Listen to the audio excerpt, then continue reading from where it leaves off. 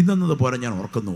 ഇന്നേക്ക് ചില നാളുകൾക്ക് പുറകിൽ ഞാൻ റാന്നിക്ക് സമീപം ഒരു സ്ഥലത്ത്, പെരുമ്പട്ടിക്ക് സമീപമുള്ളൊരു സ്ഥലത്ത് സുവിശേഷ യോഗത്തിൽ പ്രസംഗിച്ചതിന് ശേഷം ഭക്ഷണം കഴിച്ചുകൊണ്ടിരിക്കുമ്പോൾ എൻ്റെ അടുക്കൽ എനിക്ക് വിളമ്പി തന്നുകൊണ്ടിരുന്ന ഒരു മധ്യവയസ്കനായ പ്രിയ പിതാവ് എന്നോട് പറഞ്ഞു, പാസ്റ്റർ ശുശ്രൂഷയിലാണ് ഞാൻ രക്ഷിക്കപ്പെട്ടത്. ശ്രദ്ധിച്ച് കേൾക്കണേ.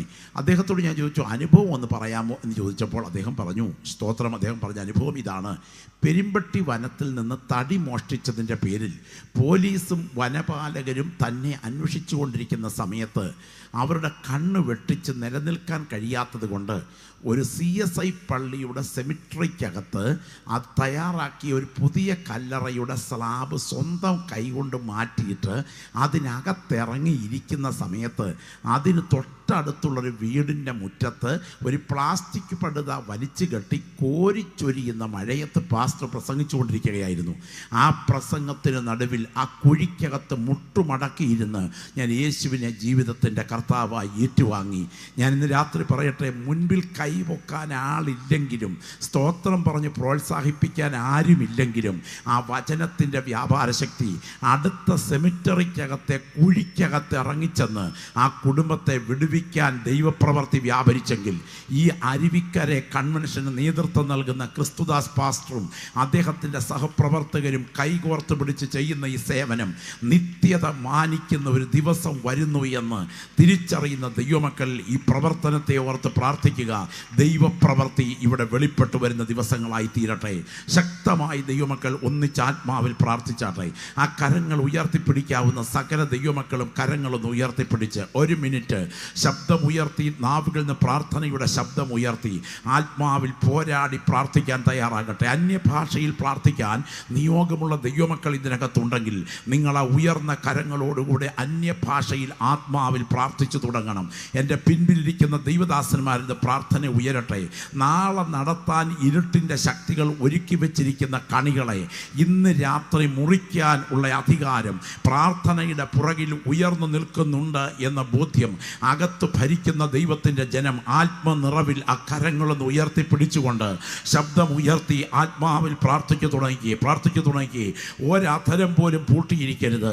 യേശുവിൻ്റെ അധികാരമുള്ള നാമത്തിൽ സ്വർഗത്തിലും ഭൂമിക്കും നാഥനായ നസറേനായ യേശുവിൻ്റെ അധികാരമുള്ള നാമത്തിൽ പാമ്പുകളെയും തേളുകളെയും ശത്രുവിൻ്റെ സകല ബലത്തെയും ചവിട്ടുവാൻ ഞാൻ നിങ്ങൾക്ക് അധികാരം തരുന്നുവെന്ന് അരുളി ചെയ്തവൻ്റെ നാമത്തിൽ വാഴ്ചകളെയും അധികാരങ്ങളെയും ആയുധവർഗം വയ്പ്പിച്ച് അവയെ കാൽവറിയിൽ പരാജയപ്പെടുത്തിയവൻ്റെ നാമത്തിൽ സിംഹത്തിന്മേലും അണലിമേലും ചവിട്ടി ബാലസിംഹത്തെയും പെരുമ്പാമ്പിനെയും മെതിച്ചു കളയുന്നവൻ്റെ നാമത്തിൽ തീയിൽ ചുള്ളി കത്തുന്നത് പോലെയും തീ കൊണ്ട് വെള്ളം തിളയ്ക്കുന്നത് പോലെയും സ്വർഗം കീറി ഇറങ്ങി വരുന്ന ദൈവപുത്രൻ്റെ കരത്താൽ ഈ അരുവിക്കരയെ അടക്കി വാഴുന്ന അന്ധകാര ശക്തികളെ ബന്ധിച്ചുകൊണ്ട് ഒരു വലിയ ആത്മീയ മുന്നേറ്റം ഈ ആത്മീയ പ്രവർത്തനത്തിൻ്റെ പുറകിൽ വെളിപ്പെടേണ്ടതിനും ഇതിനെതിരെ ഇരുട്ടിൻ്റെ ശക്തികൾ കരമുയർത്താതിരിക്കേണ്ടതിനും ഇവിടെ വെളിപ്പെട്ടിരിക്കുന്ന കർത്തൃദാസന്മാരുടെ ഐക്യത മടങ്ങി വരെ ശിരസുയർന്നു നിൽക്കേണ്ടതിനും അടുത്ത വർഷം കൺവെൻഷൻ പുനരാഗമനം താമസിച്ചാൽ നടക്കുമ്പോൾ തടുക്കാൻ കഴിയാത്ത ആത്മപ്രവാഹം വെളിപ്പെടേണ്ടതിനും അതിൻ്റെ പുറകിൽ വ്യാപരിക്കുന്ന എല്ലാ അനുഗ്രഹങ്ങൾക്കുമായി സ്തോത്രം ചെയ്തുകൊണ്ട് ഇരുട്ടിൻ്റെ ശക്തികളുടെ പദ്ധതികളെ തകർത്ത് നസറേനായ യേശുവിൻ നാമത്തിൽ ഞങ്ങൾ ഈ രാജ്യദേശത്തെ അനുഗ്രഹിക്കുകയാണ്. കർത്താവിൻ്റെ കരം ചലിക്കുന്നത് കൊണ്ട് സ്തോത്രം. യേശുവിൻ നാമത്തിൽ തന്നെ കരങ്ങളൊന്ന് ഉയർത്തി കർത്താവിന് സ്തോത്രം ചെയ്താട്ടെ. ഒരിക്കൽ കൂടെ ശബ്ദം ഉയർത്തി കർത്താവിനെ മഹത്വപ്പെടുത്താം. ആ വേദപുസ്തകം കരങ്ങളിലൊന്ന് ഉയർത്തിപ്പിടിച്ചുകൊണ്ട് എല്ലാവരും ആ പുസ്തകം കരങ്ങളിലൊന്ന് ഉയർത്തിപ്പിടിച്ചുകൊണ്ട് ബോധപൂർവം ശിരസുയർത്തി ഈ വചനത്തിനായി ശബ്ദം ഉയർത്തി കർത്താവിന് മഹത്വം അർപ്പിച്ചാട്ടെ. ദൈവത്തിന് സ്തോത്രം ചെയ്യുന്ന എത്ര ദൈവമക്കൾ ഇവിടെയുണ്ട്. യേശുവിൻ്റെ നാമത്തിൽ ജയമെടുക്കുകയാണ്. കർത്താവിന് സ്തോത്രം. പ്രിയപ്പെട്ടവരെ, ലോക ചരിത്രം കണ്ടതിൽ വെച്ചും ഏറ്റവും വിശിഷ്ടമായ ഗ്രന്ഥമാണ് നമ്മുടെ കയ്യിലിരിക്കുന്ന ദൈവത്തിൻ്റെ മാറ്റമില്ലാത്ത വചനം. നമുക്കറിയാം, നമുക്കറിയാം 2019 പൊട്ടി വിടർന്നപ്പോൾ എത്രയോ പ്രിയപ്പെട്ടവർ കോവിഡ് എന്ന മഹാവിപത്തിനകത്ത് അടിമപ്പെട്ട് ഈ മണ്ണിനോട് യാത്ര പറഞ്ഞു. ഹോസ്പിറ്റലിലോട്ടൊന്ന് കയറിപ്പോകുന്നതിന് മുൻപ് ഇറങ്ങി വന്നിട്ടാട്ട് കുഞ്ഞിൻ്റെ കല്യാണം, വസ്തുവിൻ്റെ അതിരുവെപ്പ് എന്നൊക്കെ പറഞ്ഞ് കയറിപ്പോയതാണ്. ഇറങ്ങി വന്നപ്പോൾ സ്തോത്രം പ്ലാസ്റ്റിക് പൊതിഞ്ഞ് കത്തിച്ച് കളയുകയായിരുന്നു. എത്രയോ പ്രിയപ്പെട്ടവർ ഈ മണ്ണിലേക്ക് മടക്കയാത്ര നടത്തി. എന്നാൽ 2026 ജനുവരി കാണാൻ ദൈവം നമ്മുടെ കണ്ണിനെ കണ്ണുനീരിൽ നിന്നും, അന്ന് സ്തോത്രം പറയാൻ എത്ര പേരുടെ നാവുകൾ ചലിക്കും. ഓർമ്മയുള്ള എത്ര ദൈവമക്കൾ ഇന്ന് രാത്രി ഇവിടെയുണ്ട്. നമ്മുടെ കണ്ണിനെ കണ്ണുനീരിൽ നിന്നും, നമ്മുടെ കാലിനെ ഇടർച്ചയിൽ നിന്നും, നമ്മുടെ ജീവനെ മരണത്തിൽ നിന്നും സൂക്ഷിച്ച്, ആ ബയോപ്സി റിപ്പോർട്ട് ക്യാൻസർ ആകാതെ, ആ ഹൃദയാഘാതം ജീവൻ എടുക്കാൻ അനുവദിക്കാതെ, ആ ആക്സിഡന്റ് നിന്നെ കിടപ്പ് രോഗിയാക്കാതെ, നിന്റെ ആയുസിൻ്റെ ദിനങ്ങളിൽ കിളച്ചു വളമിട്ട് നടത്തിയ ദൈവത്തിൻ്റെ കരുതൽ തിരിച്ചറിയുന്ന ദൈവമക്കൾ, ഇത് ദൈവം തന്ന അസുലഭ ഭാഗ്യമാണ് എന്ന ബോധ്യത്തോടെ, പരിസരം നോക്കാതെ, ആരാധന എനിക്ക് അപമാനമല്ല, ആരാധന എനിക്ക് അഭിമാനമാണ് എന്ന ബോധ്യത്തോടെ ദൈവത്തിന് മഹത്വം അർപ്പിക്കുന്ന രാത്രിയാകട്ടെ. ദൈവത്തിന് സ്തോത്രം. ഹല്ലേലൂയ. സഹോദരങ്ങളെ, ഈ ആയുസ്സിൽ ദൈവം നമുക്ക് തന്നിരിക്കുന്ന ആരോഗ്യം മാത്രം ഓർത്താൽ മതി ഇന്ന് രാത്രി ഇരിക്കുന്ന ഇരിപ്പിൽ ദൈവത്തിന് സ്തോത്രം ചെയ്യാൻ. എന്നാൽ ഒരു വസ്തുത ഓർക്കുക, നമ്മുടെ ഈ സമയം അതിവേഗം അവസാനിക്കും. ദൈവത്തിന് സ്തോത്രം. നാം ആരും നൂറ്റാണ്ടുകൾ നിൽക്കുന്ന കരിവേലകങ്ങളല്ല.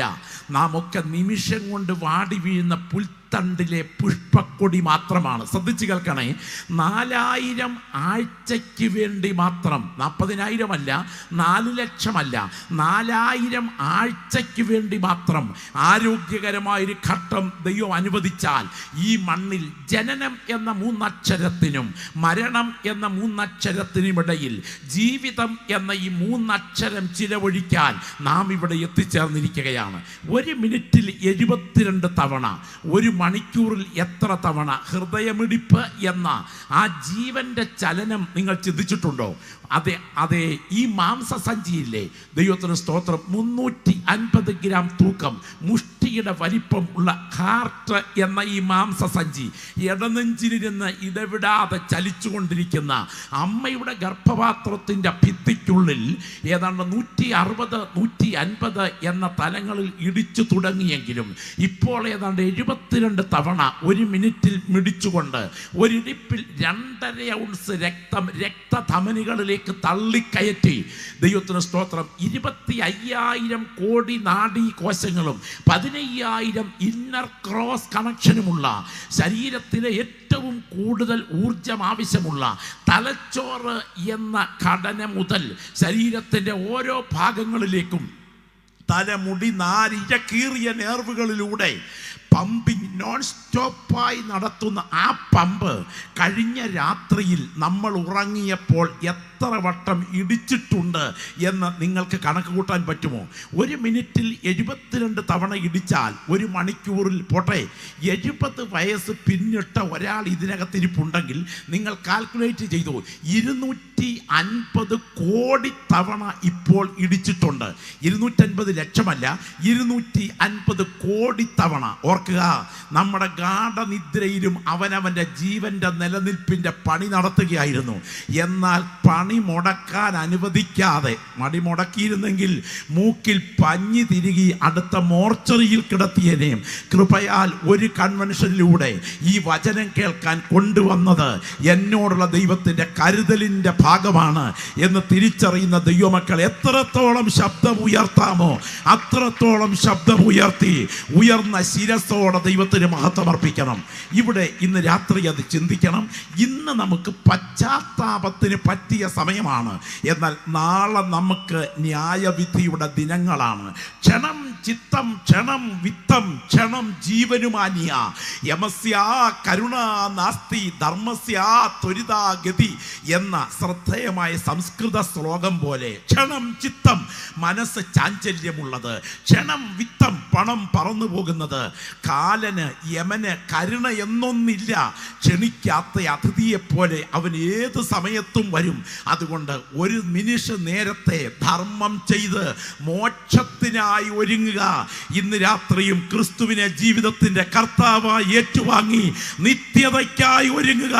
അതാണ് ഞങ്ങൾ വിളിച്ചു പറയുന്ന സന്ദേശം. നിങ്ങളുടെ വിലപ്പെട്ട ശ്രദ്ധയെ വിശുദ്ധ തിരുവെഴുത്തിലേക്ക് ഞാൻ സ്വാഗതം ചെയ്യുകയാണ്. പ്രാർത്ഥനാപൂർവ്വം വേദപുസ്തകം തുറക്കാം. ദാനിയേൽ പ്രവചനം 7-ാം അധ്യായത്തിൻ്റെ 9-10 വാക്യങ്ങളിലേക്ക് നിങ്ങളുടെ വിലപ്പെട്ട ശ്രദ്ധയെ സഹർഷം സ്വാഗതം ചെയ്യുന്നു. ദാനിയേൽ പ്രവചനം 7-ാം അധ്യായം അതിൻ്റെ 9-10 വാക്യങ്ങൾ പ്രാർത്ഥനാപൂർവ്വം ശ്രദ്ധിക്കുക. വായിച്ചാട്ടെ. മൈക്രോഫോൺ ഒന്ന് കൊടുത്തിരുന്നെങ്കിൽ അത് ഉച്ചഭാഷണിയുടെ സഹായത്തോടെ വായിച്ചാൽ എല്ലാവർക്കും പ്രയോജനമാകുമായിരുന്നു. ശ്രദ്ധിച്ച് കേൾക്കുക, അല്ലെങ്കിൽ മൈക്രോഫോൺ കൈവശം അടുത്തുള്ള ആളുകൾ അതിലൂടെ ശ്രദ്ധിച്ച് ഒന്ന് വായിക്കുക. ദാനിയേൽ പ്രവചനം 7-ാം അധ്യായം അതിൻ്റെ 9-10 വാക്യങ്ങൾ. ഞാൻ നോക്കിക്കൊണ്ടിരിക്കെ, ദാനിയേൽ പ്രവചനം 7-ാം അധ്യായം 9-10 വാക്യങ്ങൾ ഞാൻ വായിക്കുന്നു. ഞാൻ നോക്കിക്കൊണ്ടിരിക്കെ അവർ ന്യായാസനങ്ങളെ വെച്ചു. വയോധികനായ ഒരുത്തൻ ഇരുന്നു. അവൻ്റെ വസ്ത്രം ഹിമം പോലെ വെളുത്തതും അവൻ്റെ തലമുടി നിർമ്മലമായ ആട്ടുരോമം പോലെയും അവൻ്റെ സിംഹാസനം അഗ്നിജ്വാലയും അവൻ്റെ രഥചക്രങ്ങൾ കത്തുന്ന തീയും ആയിരുന്നു. ഒരു അഗ്നി നദി അവൻ്റെ മുൻപിൽ നിന്ന് പുറപ്പെട്ടൊഴുകി 1000 പേർ അവന് ശുശ്രൂഷ ചെയ്തു. 10,000 പേർ അവൻ്റെ മുൻപാകെ നിന്നു. ന്യായവിസ്താര സഭ ഇരുന്നു. പുസ്തകങ്ങൾ തുറന്നു. ദൈവത്തിന് സ്തോത്രം. കരമൊന്ന് ഉയർത്തി കർത്താവിന് സ്തോത്രം ചെയ്താട്ടെ. ഈ സൂചിക്കുഴയിൽ നൂല് കയറ്റുമ്പോൾ സഹോദരിമാർക്ക്, തയ്യൽക്കാർക്ക് ഒരു ഏകാഗ്രതയില്ലേ? അതേ ഏകാഗ്രതയോടെ വേണം ഇന്ന് രാത്രി അല്പ മിനിറ്റുകൾ ദൈവത്തിൻ്റെ വചനം കേൾക്കാൻ. സമയത്തിൻ്റെ പരിമിതി പരിഗണിക്കുമ്പോൾ വളരെ വിപുലമായി കൈകാര്യം ചെയ്യേണ്ട ഒരു സബ്ജക്റ്റ് ആണെങ്കിലും സമയത്തിൻ്റെ കൃത്യതയ്ക്കുള്ളിൽ ഞാനിവിടെ എൻ്റെ വാക്കിന് അവസാന കുത്തിടുമെങ്കിലും എൻ്റെ കേൾവിക്കാർ തികച്ചും ഗൗരവത്തോടെ ശ്രദ്ധിക്കണം. ഒരു ഭാഗം ഞാൻ ആമുഖത്തിൽ പറയുന്നു. ഇത് കലാപരിപാടിയല്ല. ഇതെന്തല്ല? ഇത് കലാപരിപാടിയല്ല. കലാപരിപാടിക്കാരന് സദസ്സിനെ കുടുകുട ചിരിപ്പിക്കും. ചിരിച്ച് രാത്രിയിൽ ഗാഠനിദ്രയ്ക്കിടയിൽ പോലും കിടന്ന് ഓർത്ത് ചിരിക്കാനുള്ള ചിരിമരുന്ന് വെക്കാൻ കഴിവുള്ള കലാപരിപാടിക്കാർ ആത്മീയ ലോകത്തിനുമുണ്ട്. എന്നാൽ സ്വർഗം ആഗ്രഹിക്കുന്നത് നിങ്ങൾ ചിരിച്ചെഴുന്നേൽക്കണം എന്നല്ല, നിങ്ങൾ കരഞ്ഞെഴുന്നേൽക്കണം എന്നാണ്. ഇന്ന് രാത്രി ഈ ഗ്രൗണ്ടിൽ കേൾക്കുന്ന വ്യക്തികളുടെ കണ്ണ് നനയുന്ന രാത്രിയാകണം. നിത്യതയ്ക്കായി നിങ്ങൾ കരഞ്ഞെഴുന്നേൽക്കുന്ന രാത്രിയാകട്ടെ. വിശുദ്ധ വേദപുസ്തകത്തിലെ ഏറ്റവും പ്രാധാന്യമർഹിക്കുന്ന, ലോകത്തിൽ എത്രയോ മതഗ്രന്ഥങ്ങളുണ്ട്. ബുദ്ധമതഗ്രന്ഥം, ജൈന മതഗ്രന്ഥം, പാഴ്സി മതഗ്രന്ഥം, സിഖ് മതഗ്രന്ഥം, ഇസ്ലാം മതഗ്രന്ഥം, വേദങ്ങൾ, ബ്രാഹ്മണങ്ങൾ, ഉപനിഷത്തുകൾ, പുരാണങ്ങൾ, ഗീതകൾ, സ്മൃതികൾ, ലോകത്തിൽ എത്രയോ മതഗ്രന്ഥങ്ങൾ. എന്നാൽ ഇതര മതഗ്രന്ഥങ്ങളിൽ നിന്നും വിശുദ്ധ ബൈബിളിൻ്റെ വ്യത്യാസം എന്താണ്? വിശുദ്ധ ബൈബിളിൻ്റെ അതുല്യത, ഇതിൻ്റെ വൈശിഷ്ട്യം, ഇതിൻ്റെ സത്യം, ഇതിൻ്റെ തെറ്റിക്കൂടായ്മ, ഇതിൻ്റെ ദിവ്യത്വം, ഇതിൻ്റെ അപ്രമാദിത്വം, ഇതിൻ്റെ അതുല്യത എവിടെയാണ് ഉള്ളടക്കം ചെയ്തിരിക്കുന്നത്? ശ്രദ്ധിച്ചു കേൾക്കുക. സത്യവും സങ്കല്പവും സമ്മിശ്രമാക്കി സമ്മേളിപ്പിച്ച് മനുഷ്യൻ്റെ മുൻപിലെ ഇലയിൽ വിളമ്പി വയ്ക്കുന്ന നിരവധി ഗ്രന്ഥങ്ങൾ ലോകത്തിലുള്ളപ്പോൾ അക്ഷരാഭ്യാസമില്ലാത്തവനെയും ദൈവരാജ്യത്തിന് അവകാശിയാക്കുന്ന ഈ ജീവന്റെ വചനത്തിൻ്റെ അതുല്യത സ്തുതി ചെയ്യുന്നത് കേവലം ആശയത്തിലല്ല, ഒരാളത്വത്തിലാണ്. സ്തോത്രം. ഞാൻ ഈ രാത്രി പറയാം. മനുഷ്യവർഗം ദൈവത്തെ തേടി അങ്ങോട്ട് ചെന്നതിൻ്റെ ആകത്തുകയാണ് ഇവിടെയുള്ള ചില മതഗ്രന്ഥങ്ങളെങ്കിൽ, മനുഷ്യവർഗത്തെ തേടി ദൈവം ഇങ്ങോട്ടിറങ്ങിയതിൻ്റെ ആകത്തുകയാണ് ഞങ്ങൾ ഇന്ന് രാത്രി ഉയർത്തിപ്പിടിക്കുന്ന ഈ ജീവന്റെ വചനം. ദൈവത്തിന് സ്തോത്രം. ഓർക്കുക, ഈ വിശുദ്ധ തിരുവെഴുത്തിലെ അതിപ്രധാനപ്പെട്ട ഒരു ഭാഗമാണ് ദാനിയേൽ പ്രവചനം. ലോകരാഷ്ട്രങ്ങളെ തൻ്റെ പിൻപിലും വെളിപ്പെടുവാൻ തുടങ്ങുന്ന ദൈവരാജ്യത്തെ തൻ്റെ മുൻപിലും കണ്ടുകൊണ്ട് ഇന്നേക്ക് 26 നൂറ്റാണ്ടുകൾക്ക് പുറകിൽ 12 അധ്യായങ്ങളുള്ള ചരിത്ര പ്രസിദ്ധമായ ദാനിയേൽ പ്രവചനം കുറിക്കുമ്പോൾ ഈ പ്രവചനത്തിൻ്റെ അതുല്യത മാനുഷിക ചിന്തകൾക്ക് അതീതമാണ്. ലോകത്തിൻ്റെ രാഷ്ട്രീയ ഭാവിയുടെ നട്ടെല്ല് വിശകലനം ചെയ്യുന്ന ഈ പ്രവചന ഗ്രന്ഥം, ഈ അതിവിശിഷ്ട പ്രവചന ഗ്രന്ഥം, എത്ര കുഴിച്ചാലും പ്രവചനത്തിൻ്റെ ഖനി തീരാത്ത ഈ അതിവിശിഷ്ട ഖനിഗർഭം, ഈ പ്രവചന ഖനിഗർഭത്തിൻ്റെ അതുല്യത, വൈശിഷ്ട്യം നിറഞ്ഞ പറഞ്ഞതാണ്.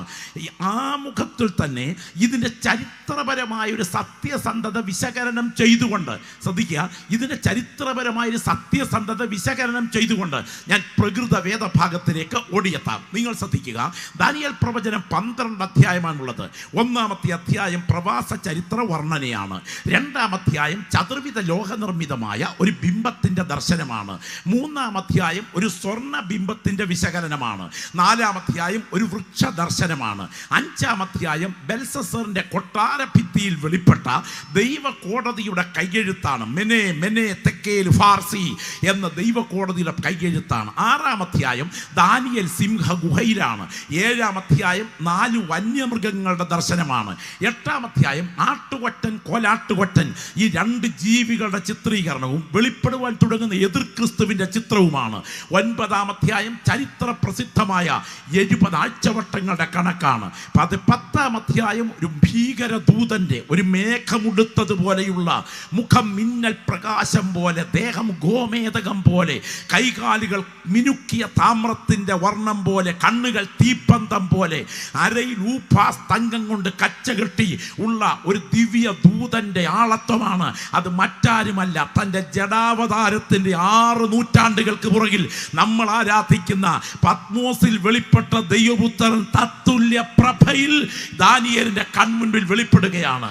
11-ാം അധ്യായം എതിർ ക്രിസ്തുവിൻ്റെ വംശാവലി പരമ്പര പട്ടികയാണ്. 12-ാം അധ്യായം നീയോ ദാനിയേലേ പൊയ്ക്കൊള്ളുക, നീ വിശ്രമിച്ച് കാലാവസാനത്തിങ്കൽ നിന്റെ ഓഹരി പ്രാപിപ്പാൻ എഴുന്നേറ്റു വരും എന്ന് പറഞ്ഞുകൊണ്ട് തൃത്വത്തിൽ 2-ാമനായ ദൈവപുത്രൻ ഇറങ്ങി വന്ന് ഇറാഖിൽ ദാനിയേലിനെ അന്ത്യയാത്ര അയക്കുന്നതും, ഇന്ന് പേർഷ്യൻ രാജാക്കന്മാരുടെ കല്ലറകളുടെ ഇടയിൽ ശൂശൻ രാജധാനിയുടെ പുരാതന കല്ലറ ശേഖരങ്ങൾക്ക് നടുവിൽ ദാനിയേൽ പ്രവാചകന്റെ കല്ലറ നിങ്ങൾക്ക് നേരിട്ട് കാണാം.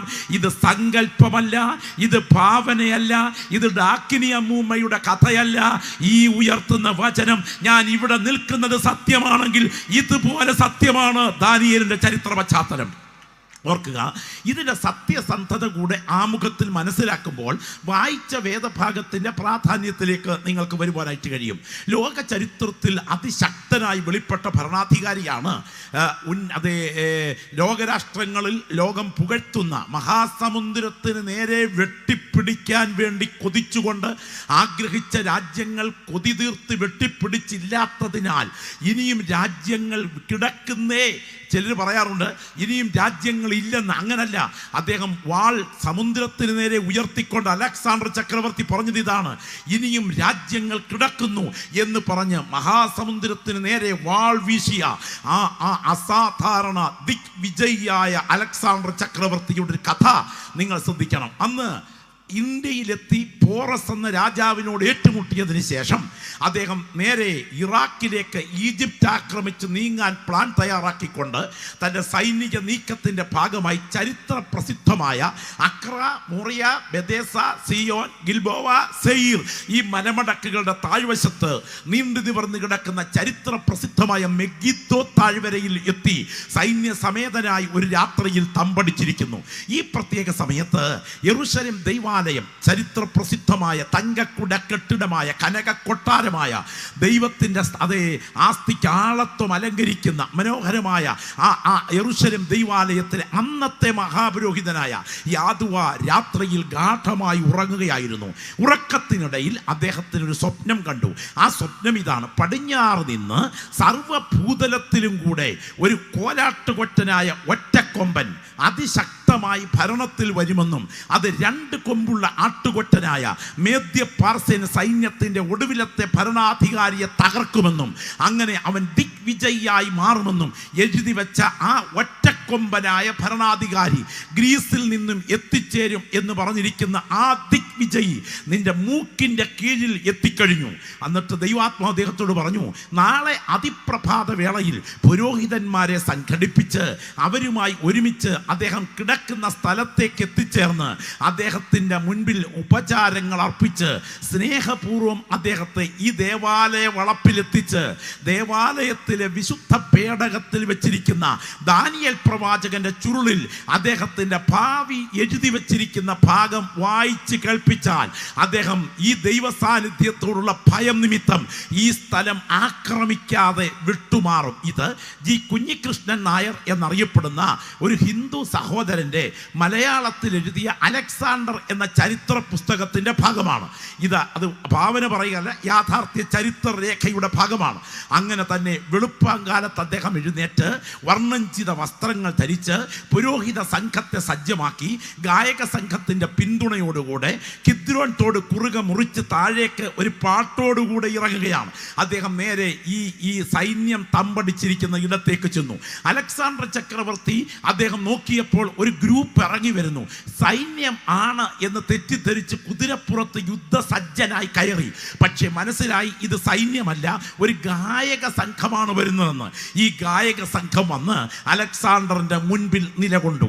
പെട്ടെന്ന് അലക്സാണ്ടർ ചക്രവർത്തി കുതിരപ്പുറത്ത് നിന്ന് നിലത്തിറങ്ങിയിട്ട് ഈ നിൽക്കുന്ന മഹാപുരോഹിതന്റെ മുൻപിൽ സാഷ്ടാംഗ പ്രണാമം നമസ്കരിച്ചു. ദൈവത്തിന് സ്തോത്രം. ഉടനെ അടുത്ത് നിന്ന ലിസിമാക്കസ്, ഗിസാൻഡർ, സെലൂക്കസ്, ടോളമി എന്നീ സൈന്യാധിപന്മാർ ചോദിച്ചൊരു ചോദ്യമുണ്ട്: അങ്ങെന്തിനാ ഈ മനുഷ്യനെ നമസ്കരിച്ചത്? അപ്പോൾ അലക്സാണ്ടർ ചക്രവർത്തി പറഞ്ഞ വാക്ക് കേൾക്കണോ? ഞാൻ ഈ മനുഷ്യനെ അല്ല നമസ്കരിച്ചത്, ഇദ്ദേഹത്തിൻ്റെ നെറ്റിത്തടത്തിലെ സ്വർണ്ണക്കവചത്തിൽ എഴുതി വച്ചിരിക്കുന്ന യഹോവയ്ക്ക് വിശുദ്ധം എന്ന ദേവന്റെ ശക്തിയിൽ നിന്റെ പുറകിൽ വ്യാപരിക്കുന്നുണ്ട്, ആ ദേവനെയാണ് ഞാൻ നമസ്കരിച്ചത്. അപ്പോൾ ഈ വന്ന യാദുവ മഹാപുരോഹിതൻ അലക്സാണ്ടറിനോട് പറഞ്ഞു: അങ്ങ് ജനിക്കുന്നതിന് മുൻപ്, അങ്ങയുടെ അപ്പനും വല്യപ്പനും അപ്പൂപ്പനും ഉണ്ടാകുന്നതിന് മുൻപ് അങ്ങയുടെ ഭാവിയും കൃത്യമായ വിജയവും അവസാനവും എഴുതി വച്ചിരിക്കുന്ന ഒരു പുസ്തകം ഞങ്ങളുടെ കയ്യിലുണ്ട്. ഞാനിന്ന് രാത്രി അരുവിക്കരക്കാരോട് ചോദിക്കട്ടെ, നമ്മുടെ അപ്പനും അപ്പൂപ്പനും വല്യപ്പനും ഉണ്ടാകുന്നതിന് മുമ്പ് നമ്മുടെ ഭാവി എഴുതി വെച്ചിരിക്കുന്ന ഒരു പുസ്തകം അങ്ങ് ഉഗാണ്ടയിലുണ്ടെന്ന് പറഞ്ഞാൽ തറവാട് വിറ്റാന്നേലും വേണ്ടുകയില്ല. അവിടെ ചെന്ന് അതിനകത്തുനിന്ന് നമ്മുടെ ഭാഗമൊന്ന് വായിക്കാൻ നമ്മൾ ആഗ്രഹിക്കുകയല്ലേ? അങ്ങനാണെങ്കിൽ അലക്സാണ്ടർ ചക്രവർത്തി എത്രയധികം അദ്ദേഹം ഒരു പറ്റം സൈന്യത്തോടുകൂടെ യെരുശലേം ദൈവാലയത്തിൻ്റെ അങ്കണത്തിലെത്തി. അദ്ദേഹത്തെ ഒരു പീഠത്തിൽ ആനയിച്ചിരുത്തിയതിനു ശേഷം അകത്തോട്ട് ചെന്ന് ദാനിയേൽ പ്രവാചകന്റെ ചുരുൾ സ്വർണ്ണ പേടകത്തിൽ നിന്ന് എടുത്തുകൊണ്ട് വന്ന് വായിച്ചങ്ങോട്ട് കേൾപ്പിച്ചത് ഇങ്ങനെയാണ്: പടിഞ്ഞാറ് നിന്ന് സർവ്വഭൂതലത്തിലും കൂടെ രണ്ട് കൊമ്പുകൾക്ക് നടുവിൽ ഒറ്റക്കണ്ണനായ, ഒറ്റക്കൊമ്പുള്ള രണ്ട് കണ്ണുകൾക്ക് നടുവിൽ ഒറ്റക്കൊമ്പനായ ഒരു കോലാട്ടുകൊറ്റൻ ചരിത്രത്തിൽ രംഗപ്രവേശനം ചെയ്യും. അത് ഗ്രീസിൽ നിന്നായിരിക്കും. അവൻ രണ്ട് കൊമ്പുള്ള ആട്ടുകൊറ്റനായ മേദ്യ പാർസ്യൻ സൈന്യത്തിന്റെ ഒടുവിലത്തെ ഭരണാധികാരിയെ ഒരു നദീതീരത്ത് വെച്ച് ചവിട്ടി വിജയമാഘോഷിക്കും. ഇത് വായിച്ച് കേൾക്കുകയും അലക്സാണ്ടർ ചക്രവർത്തി വിശുദ്ധ മന്ദിരത്തെ നോക്കി വീണ്ടും നമസ്കരിച്ചു. എന്താ കാര്യമെന്നറിയാമോ? കഴിഞ്ഞ ഒരാഴ്ചയ്ക്ക് മുൻപ് സിറിയയിലെ അർബല്ലയിൽ വെച്ച് നടന്ന ഗാനിക്കസ് നദീതീരത്തിലെ യുദ്ധത്തിൽ മേദ്യ പാർസ്യ സൈന്യത്തിന്റെ ഒടുവിൽ നിന്ന് പ്രത്യേകം ശ്രദ്ധിക്കണേ. സ്തോത്രം. നിങ്ങളുടെ ഭാവനയെ ഒരു നിമിഷം ഞാൻ എൻ്റെ വാക്കുകളിലേക്കൊന്ന് കൊണ്ടുപോവുകയാണ്. തികച്ചും ഏകാഗ്രത ശ്രദ്ധിക്കുക. നമ്മളിന്ന് രാത്രി ഇവിടെ ഇരിക്കുന്ന തിരുവനന്തപുരം ജില്ലയുടെ ഭാഗമാണിതല്ലേ? തിരുവനന്തപുരം ജില്ലയിൽ സ്തോത്രം അരുവിക്കരയിലെ ഒരു ചെറിയ മലഞ്ചരിവിലാണ് ഇരിക്കുന്നത് അല്ലേ? അത് ബോധ്യമുള്ള ഒരു കാര്യമൊന്ന് ഉയർത്തി സ്തോത്രം പറഞ്ഞേ. അങ്ങനെയാണെങ്കിൽ ഇത് കേരളത്തിലെ ഒരു ജില്ലയുടെ ഒരു ചെറിയ പഞ്ചായത്തിൻ്റെ ഒരു ചെറിയ ചരിവിലെ ഒരു കൊച്ചു വസ്തുവിലെ ഇരിപ്പാണ്. നിങ്ങൾ ഇവിടെ ഇരുന്നു കൊണ്ട് ഈ പ്രപഞ്ചത്തെ ഒറ്റ നിമിഷം ഒന്ന് കണ്ണോടിച്ച് നോക്കണം. ഇത്രയും നിരവധി ജില്ലകൾ ഉൾപ്പെടുന്നതാണ് കാച്ചിക്ക പോലെയുള്ള ഈ കേരളം. ഇത്ര നിരവധി സ്റ്റേറ്റുകൾ ഉൾപ്പെടുന്നതാണ് ഇന്ത്യ എന്ന മഹാരാജ്യം അല്ലേ? ഈ ഇന്ത്യയെ പോലെയുള്ള 200ഓളം UN അംഗീകരിച്ച രാജ്യങ്ങളുള്ളതാണ്. 39,000 മൈൽ ചുറ്റളവും 40,000 മൈൽ ക്രോസ് അളവുമുള്ള ചുക്കിച്ചുളുങ്ങിയ നരിഞ്ഞത്തോട് പോലെയുള്ള ഈ പച്ചപ്പട്ടു വിരിച്ച ഭൂമി അല്ലേ? ഈ ഭൂമിയെ പോലെ 9 ഗ്രഹങ്ങൾ ഒരു കൂട്ടമുള്ളതാണ് ഈ സൂര്യ കുടുംബം. 9,30,00,000 മൈൽ അപ്പുറത്ത് നിന്ന് അതെ 1.5 കോടി ഡിഗ്രി സെൽഷ്യസിൽ ഹീലിയം കത്തുന്ന ആണവ നിലയത്തിൻ്റെ അടുത്ത് നിന്ന് ഈ ഭൂമി എന്ന പച്ചപ്പട്ട് വഹിക്കുന്ന ഭൂമി ഉൾപ്പെടെയുള്ള മുഴുവൻ ഗ്രഹങ്ങളും കൃത്യഭ്രമണപഥത്തിലൂടെ ചുറ്റിത്തിരിഞ്ഞുകൊണ്ടിരിക്കുകയാണ്. സ്തോത്രം. അങ്ങനെയാണെങ്കിൽ തിരുവനന്തപുരം ജില്ലയുടെ പുറകിൽ കേരള സംസ്ഥാനത്തിൻ്റെ പുറകിൽ ഇന്ത്യ മഹാരാജ്യത്തിൻ്റെ പുറകിൽ ഈ ഭൂമിക്ക് പുറകിൽ സൂര്യൻ എന്ന ആ സൂര്യ കുടുംബം. 13 ലക്ഷം ഭൂമിമാരെ വയറ്റിൽ ഉൾക്കൊള്ളത്തക്ക ബാഹ്യ വലിപ്പം സൂര്യനുണ്ടെന്ന കണക്ക്. അങ്ങനെയാണെങ്കിൽ എന്നോ വലിപ്പത്തിലുള്ള സൂര്യനും ഗ്രഹങ്ങളും ഇനിയും 40,000 കോടി നക്ഷത്രങ്ങളുള്ള സൂര്യനും ഉൾപ്പെടെ 40,000 കോടി നക്ഷത്രങ്ങളുള്ള ഈ ഗാലക്സി, മിൽക്കി വേ എന്നറിയപ്പെടുന്ന ഈ ഗാലക്സി, പിന്നെ അങ്ങോട്ട് കോടിക്കണക്കിന് നക്ഷത്രങ്ങളും നെബുലകളും മുഴുവൻ കത്തിജ്വലിച്ചു നിൽക്കുന്ന അനന്തം, അജ്ഞാതം, അവർണ്ണനീയമായ ഈ മഹാപ്രപഞ്ചം, ഇതിനെ മുഴുവൻ ഉണ്ടാകട്ടെ എന്ന ഒറ്റ കൽപ്പനയാൽ വിളിച്ചു വരുത്തിയ മഹാദൈവത്തിന്റെ സിംഹാസനം ഉയരത്തിലിരിക്കുന്നത്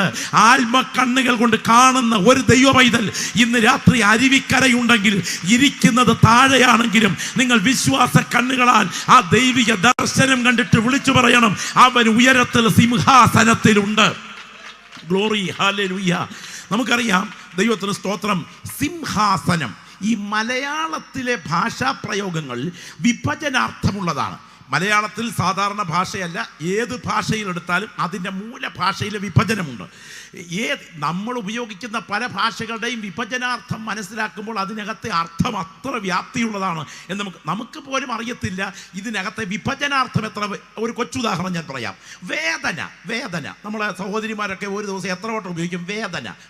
വേദന എന്ന് പറയുന്നതിൻ്റെ മൂല റൂട്ട് വന്നത് സംസ്കൃതത്തിൽ നിന്നാണ്. വേദ അധികം ന സമം വേദന, അത് വിഭജനാർത്ഥമാണ്. ഈ മരണം, മ അധികം രണം സമം മരണം, അതാണ് അതിന്റെ വിഭജനാർത്ഥം. പ്രാർത്ഥന, പ്രഹഷേണ അധികം അർത്ഥന സമം പ്രാർത്ഥന. വിവാഹം, വി അധികം വാഹം സമം വിവാഹം, ഭയങ്കര അർത്ഥമാണ്. വിശുദ്ധം, വിശേഷത, വാഹം വാഹനം, വിശുദ്ധവും വിശേഷതയുള്ളതുമായ വാഹനമാണ് വിവാഹം. ഇന്ന് ഒരു തരം വഹിക്കലായിട്ട് വന്നിരിക്കുകയാണെങ്കിലും അത് വിശുദ്ധമായ വാഹനമാണ്. മ തീരുക, രണം യുദ്ധം, മരണം അണ്ട കിടക്കുന്നു പെട്ടിക്കകത്ത് നീണ്ടു നിവർന്ന്, മരണം യുദ്ധം തീരുക, അതാണ് അർത്ഥം. പ്രാർത്ഥന, പ്രഹഷേണ പ്രത്യേകതയുള്ള, അർത്ഥന അപേക്ഷ, പ്രത്യേകതയുള്ള അപേക്ഷ, അതാണ് പ്രാർത്ഥന. അങ്ങനെയാണെങ്കിൽ സ്തോത്രം, ഇതിനെല്ലാം വേദന, വേദ എന്ന് പറഞ്ഞാൽ എന്താ അർത്ഥം എന്നറിയാമോ? ഋഗ്വേദം, യജുർവേദം, സാമവേദം, അഥർവവേദം, ഇതൊക്കെ വേദ എന്നാണ്. വേദം നമ്മുടെ ഈ പുസ്തകത്തിന്റെ പുറംചട്ടയിൽ വേദ പുസ്തകമെന്നുണ്ട്.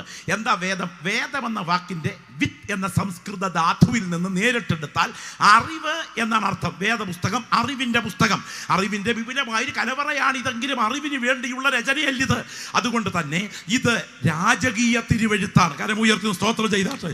അപ്പൊ തന്നെ വേദപുസ്തകം, വേദം എന്ന് പറഞ്ഞാൽ അറിവ് എന്നർത്ഥം. സംസ്കൃതത്തിൽ ന എന്ന് പറഞ്ഞാൽ ഇല്ല എന്നാണ് അർത്ഥം. അങ്ങനെയാണെങ്കിൽ വേദ അധികം ന സമം വേദന, അറിവില്ല എന്നതാണ് അതിൻ്റെ അർത്ഥം. മനസ്സിലായോ? എന്താ വേദന? ആ വിഷയത്തെക്കുറിച്ച് അറിവില്ലാത്തതാണ് വേദന. അങ്ങനെയാണെങ്കിൽ മലയാള ഭാഷ പഠിപ്പിക്കാനല്ല ഞാനിവിടെ നിൽക്കുന്നത്. സിംഹാസനം, എന്താണ് സിംഹാസനം? സിംഹം അധികം ആസനം സമം സിംഹാസനം, സിംഹത്തിൻ്റെ മേൽ വയ്ക്കപ്പെട്ട ഇരിപ്പിടം എന്നർത്ഥം. പുരാതന കാലത്തെ രാജാക്കന്മാർ പുറകോട്ട് ചാരുള്ള സിംഹങ്ങളെ കൈത്താലങ്ങളിൽ കൊത്തിപ്പണത ഇരിപ്പിടങ്ങൾ രാജകീയ സിംഹാസനങ്ങളായിരിക്കാറുണ്ട്.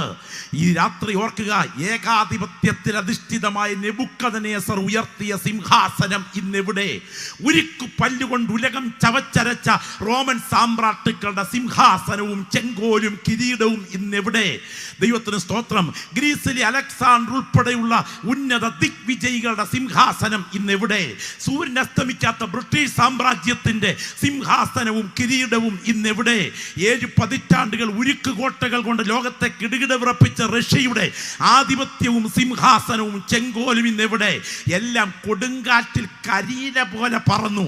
ഇരുന്നവനൊക്കെ അധിക നാൾ ഇരിക്കാൻ കഴിയാതെ ഇന്ന് കണ്ണാടി കൂടുകളിൽ അവരുടെ സിംഹാസനങ്ങൾ പൊടി പിടിച്ച് കാഴ്ചക്കാരുടെ കാഴ്ച വസ്തുവായിരിക്കുമ്പോൾ ഇന്ന് രാത്രി വരെ സിംഹാസനം ഒഴിയാതെ ഇത്രയും ദൈവമക്കൾ അരുവിക്കരെ ആരാധിച്ചുകൊണ്ടിരിക്കുമ്പോൾ പ്രപഞ്ച ചക്രവർത്തിയായി ഒരുവൻ ഉയരത്തിൽ സിംഹാസനത്തിലുണ്ട് എന്ന് ബോധ്യം അകത്തു ഭരിക്കുന്ന ദൈവമക്കൾ ഇരിക്കുന്ന ഇരിപ്പിൽ എൻ്റെ അപ്പച്ചൻ ഉയരത്തിലുണ്ടെങ്കിൽ അവൻ അനുവദിക്കാതെ ഒന്നും സംഭവിക്കില്ല എന്ന ബോധ്യമുള്ള ദൈവമക്കൾ ശബ്ദം ഉയർത്തി പറയണം. അതാ ഒരു സിംഹാസനം വെളിപ്പെടാൻ തുടങ്ങുന്നു. അത് മറ്റാരുടെ സിംഹാസനമല്ല, എൻ്റെ പിതാവിൻ്റെ സിംഹാസനമാണ്. ജീവിക്കുന്ന ദൈവം ഉയരത്തിലുണ്ടോ? ഉണ്ടോ? ജീവിക്കുന്ന ദൈവം ഉണ്ടോ? ദൈവം ഉണ്ടോ? എന്താ തെളിവ് എന്ന് ചോദിച്ചപ്പം ഉത്തരം മുട്ടുമ്പോൾ കൊഞ്ഞനം കുത്തുക എന്നൊരു മലയാള ഭാഷയുണ്ട്. ഇതുപോലെ ഒരു പുള്ളിക്ക് ദൈവത്തോടുള്ള വലിയ താല്പര്യ നിമിത്തം ഉത്തരം മുട്ടി നിന്നപ്പോൾ തിരിച്ചൊരു ചോദ്യം ചോദിച്ചു, നിന്റെ അപ്പനുണ്ടോ? എന്നാ തെളിവ്? ഞാൻ പറയട്ടെ, ദൈവം ഉണ്ടോ എന്നതിൻ്റെ ചോദ്യത്തിന് ചോദ്യം മറുചോദ്യം നിന്റെ അപ്പനുണ്ടോ എന്നല്ല. കുഞ്ഞെ, കൂടുതൽ ഒന്നും വിശകലനം ചെയ്യണ്ട. 2 കാലിൽ എഴുന്നേറ്റ് നിൽക്കുകയും 2 കൈകൾ സർവതന്ത്ര സ്വതന്ത്രമായി ഉപയോഗിക്കുകയും ചെയ്യുന്ന പ്രകൃതിയിലെ ചിന്തിക്കുന്ന ജന്തുവായ നിന്റെ ശരീരത്തിലേക്ക് നോക്കിക്കഴിഞ്ഞാൽ ഇതിൻ്റെ പുറകിൽ ഒരു ഡിസൈനർ ഉണ്ടെന്ന് ഓർത്ത് അറിയാതെ ദൈവത്തിന് ആരാധന അർപ്പിക്കാൻ കഴിയും. സ്തോത്രം. ശബ്ദം ഉയർത്തി ദൈവത്തിന് സ്തോത്രം ചെയ്യാൻ കഴിയുമോ? കുശവന്റെ വീട്ടിലോട്ട് ചെല്ലുമ്പോൾ മരത്തിൻ്റെ ചുവട്ടിൽ ഉണങ്ങാൻ വെച്ചിരിക്കുന്ന കുടത്തിനകത്ത് കൈയിട്ട് തപ്പിയിട്ട് ഇതിനകത്ത് കുശവൻ ഇല്ലാത്തതിനാൽ കുശവൻ എന്ന ഒരുത്തൻ ജീവിച്ചിരുന്നിട്ടില്ല എന്ന് ഒരുത്തൻ പറഞ്ഞാൽ അവനെ തിരുവനന്തപുരത്ത് ഊളംപാറ എന്ന് പറഞ്ഞൊരു ആശുപത്രിയുണ്ട്, അവിടെ തന്നെ ചികിത്സിക്കണം. എടാ, കുശവനാണെങ്കിൽ കുശവൻ കുടത്തിനകത്തല്ല, കുശവൻ കുടത്തിനതീതനാണ്. അങ്ങനെയാണെങ്കിൽ കുടത്തിലോട്ട് നീ ശ്രദ്ധിച്ചു നോക്കിയാൽ കുശവന്റെ കരവൈദഗ്ധ്യം അതിനകത്ത് കാണാം. നെഞ്ചത്തോട്ടൊന്ന് കൈവച്ചേ, എവിടെ ഇരിക്കുന്നെങ്കിൽ ശ്രദ്ധിച്ചിരിക്കുകയാണെങ്കിൽ നെഞ്ചത്തോട്ടൊന്ന് കൈവച്ചേ.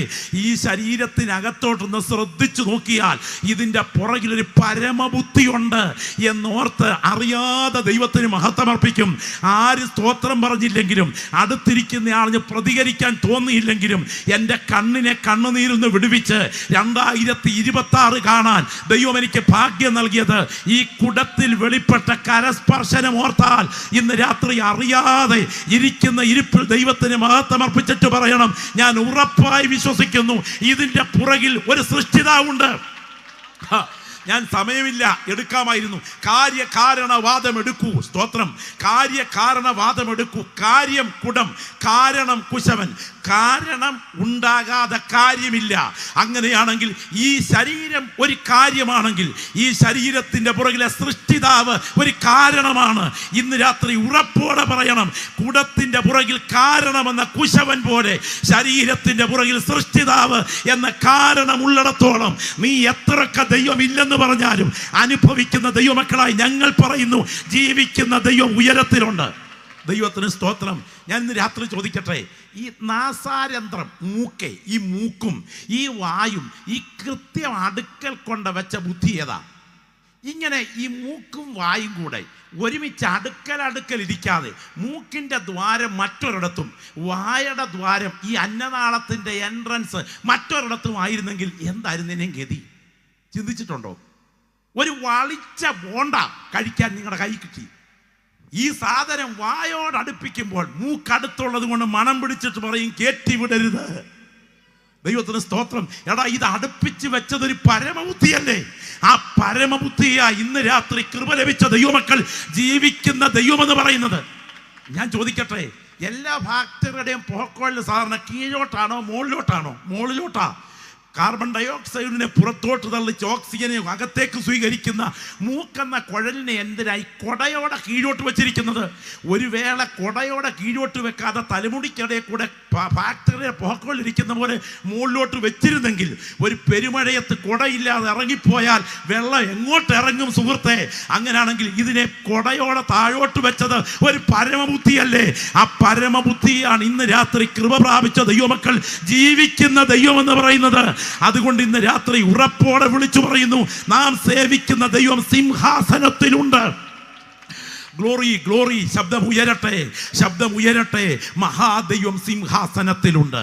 ആ സിംഹാസനത്തിൻ്റെ ദർശനം അതിൻ്റെ വാക്കുകൾ കൊണ്ടോ എൻ്റെ ഭാഷ കൊണ്ടോ എൻ്റെ വിശകലന ശൈലി കൊണ്ടോ വിശദീകരിക്കാൻ സാധ്യമല്ല. ഇങ്ങനെ എഴുതിയിരിക്കുന്നത്, ഞാൻ നോക്കിക്കൊണ്ടിരിക്കുക ന്യായാസനങ്ങളെ വെച്ചു, വയോധികനായ ഒരുത്തൻ ഇരുന്നു. വയോധികൻ എന്നവിടെ കൊടുത്തിരിക്കുന്നത് ഏൻഷ്യന്റ് ഓഫ് ഡേയ്സ്, ദിവസങ്ങൾക്ക് പൂർവനായവൻ, യുഗങ്ങൾക്ക് അതീതനായവൻ. കരങ്ങളൊന്ന് ഉയർത്തിപ്പിടിക്കാമോ? ഇന്ന് രാത്രി ദൈവത്തിന് നന്ദി പറയുന്ന ദൈവമക്കൾ ശബ്ദം ഉയർത്തി ഒന്ന് സ്തോത്രം ചെയ്തേ.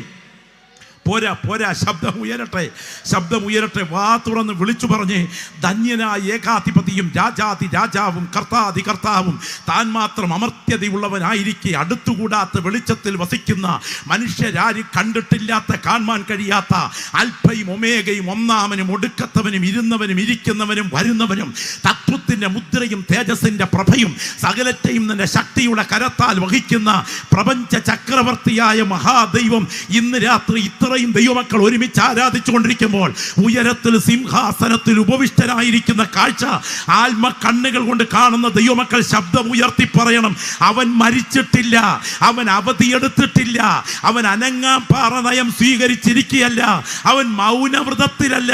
എൻ്റെ ദൈവം തൻ്റെ സിംഹാസനത്തിലിരിക്കുന്നു.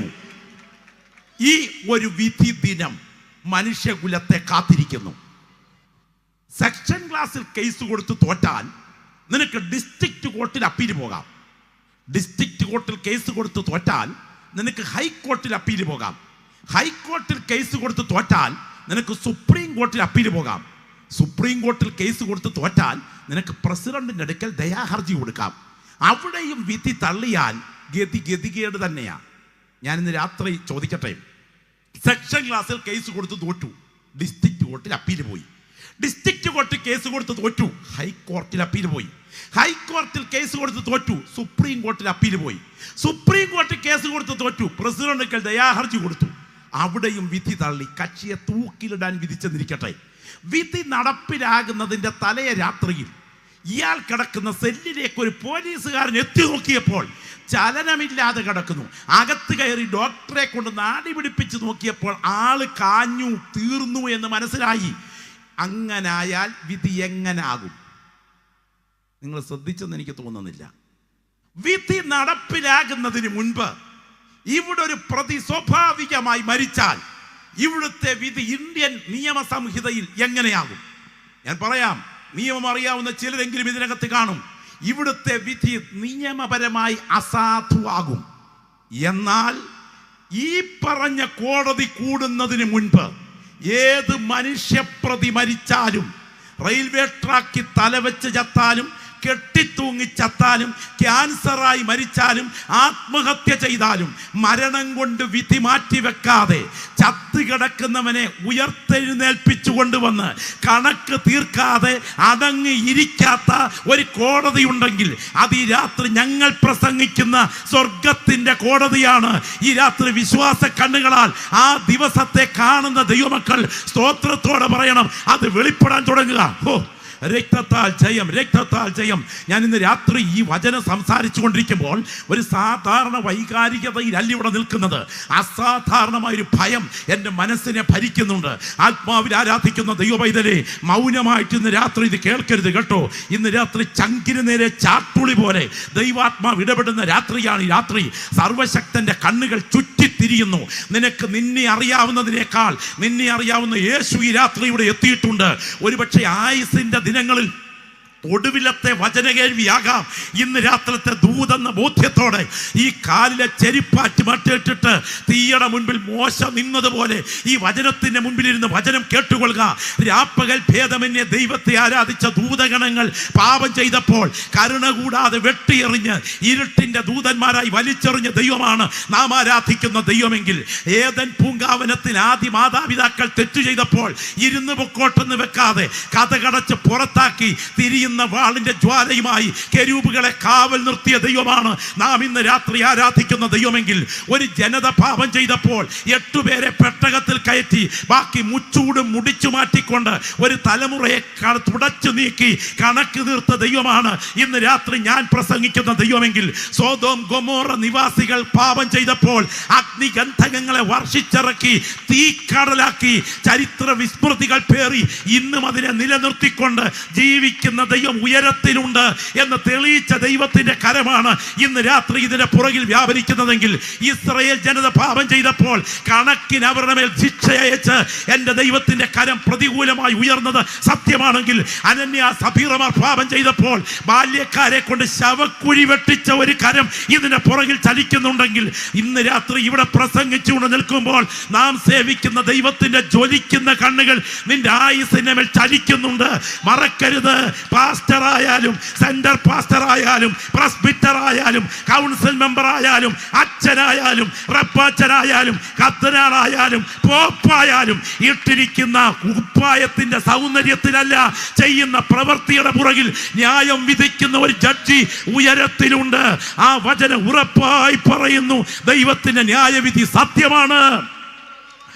ഓ രക്തത്താൽ ജയം, രക്തത്താൽ ജയം. നീ ഇത് ചെയ്തു, ഞാൻ മിണ്ടാതെ ഇരുന്നു. ഞാൻ നിന്നെ പോലെയുള്ളവൻ എന്ന് നീ നിരൂപിച്ചു. ഞാൻ നിന്നെ ശാസിച്ച് ഇത് നിന്റെ കണ്ണിന്റെ മുൻപിൽ നിരത്തി വയ്ക്കും. ദൈവത്തെ മറക്കുന്നവരെ ഇത് ഓർത്തുകൊള്ളുക, അല്ലായികയാൽ ഞാൻ നിന്നെ കീറിക്കളയും, വിടുവിപ്പാൻ ആരും ഉണ്ടായിരിക്കയില്ല. നീതിമാൻ പ്രതിക്രിയ കണ്ട് ആനന്ദിക്കും, അവൻ തന്റെ കാൽ ശത്രുക്കളുടെ രക്തത്തിൽ മുക്കും. ആകയാൽ നീതിമാന് പ്രതിഫലമുണ്ട് നിശ്ചയം. ഭൂമിയിൽ ന്യായം വിധിക്കുന്ന ഒരു ദൈവമുണ്ട് നിശ്ചയമെന്ന് മനുഷ്യർ പറയും. മുഖപക്ഷം കൂടാതെ ഓരോരുത്തന് അവനവന്റെ പ്രവൃത്തികൾക്ക് തക്കവണ്ണം ന്യായം വിധിക്കുന്നവനെ നാം പിതാവേ എന്ന് വിളിക്കുന്നുവെങ്കിൽ നമ്മുടെ പ്രവാസകാലം ഭയത്തോടെ കഴിക്കുക. ഇളകാത്ത രാജ്യം പ്രാപിക്കുന്നത് കൊണ്ട് നാം ഭയത്തോടെ സേവ ചെയ്യുക. നമ്മുടെ ദൈവം ദഹിപ്പിക്കുന്ന അഗ്നിയല്ലോ. ഈ ദൂതിന്ന് രാത്രി ഈ പുൽപ്പിറ്റിൽ മുഴങ്ങുമ്പോൾ സർവശക്തന്റെ കണ്ണുകൾ ഇവിടെ ചുറ്റിത്തിരിയുന്നു. എക്സ്റേക്ക് കടന്നു ചെല്ലാൻ കഴിയാത്ത ഇടത്തേക്ക് അവന്റെ കണ്ണുകൾ കത്തിക്കാളി കയറുന്നു. വിശ്വസിക്കുക, അവന്റെ ന്യായവിധി ദിനം വരുന്നു. Glory, hallelujah. നമ്മുടെയൊക്കെ ഒരു ചിന്തയുണ്ട് കേട്ടോ, നമ്മളാരും അടുത്ത കാലത്തെങ്കിലും ഇവിടെ നിന്നും പോവുകയാണെന്നുള്ളതാണ് നമ്മുടെ ചിന്ത. അങ്ങനെ ചിന്തയുള്ളവരൊക്കെ ഒന്ന് കൈ ഉയർത്തി സ്വോത്രം പറഞ്ഞേ.